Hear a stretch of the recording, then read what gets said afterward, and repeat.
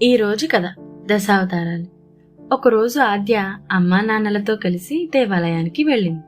అప్పుడు ఆద్య, అమ్మా, ఇక్కడ ఉన్న దేవుళ్ళంతా ఎవరు అని అడిగింది.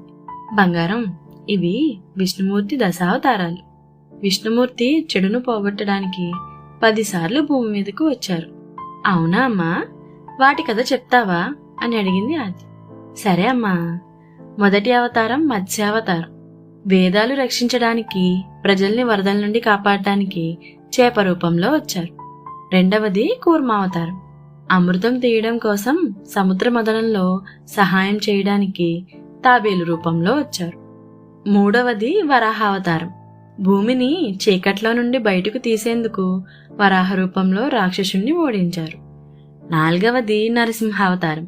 తనను నమ్మిన ప్రహ్లాదుణ్ణి రక్షించడానికి నరసింహావతారంలో వచ్చారు. ఐదవది వామనావతారం. బలిచక్రవర్తి అహంకారాన్ని తగ్గించడానికి చిన్న బాలుడుగా వచ్చి 3 అడుగుల్లో విశ్వాన్ని కొలిచారు. ఆరవది పరశురామావతారం. అధర్మంగా పాలించే రాజులను శిక్షించడానికి పరశురాముడిగా జన్మించారు.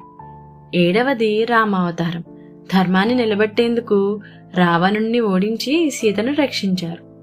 ఎనిమిదవది కృష్ణావతారం. పాండవులకు సహాయపడ్డారు, గీతాపదేశం ఇచ్చి ధర్మాన్ని బోధించారు. 9వది బుద్ధావతారం. ప్రపంచానికి శాంతిని నేర్పించేందుకు ప్రేమ, అహింస, క్షమను పాఠంగా చెప్పారు. 10వది కల్కి అవతారం. భవిష్యత్తులో చెడును పూర్తిగా నశింపచేయడానికి కల్కి రూపంలో రానున్నారు. ఇవి దశావతారాలంటే బంగారం. నీకు ఇందులో ఏ అవతారం నచ్చింది? నాకు రాముడు, కృష్ణుడు అంటే చాలా ఇష్టమమ్మా. మరి మీకు ఎవరిష్టమో చెప్పండి చూద్దాం.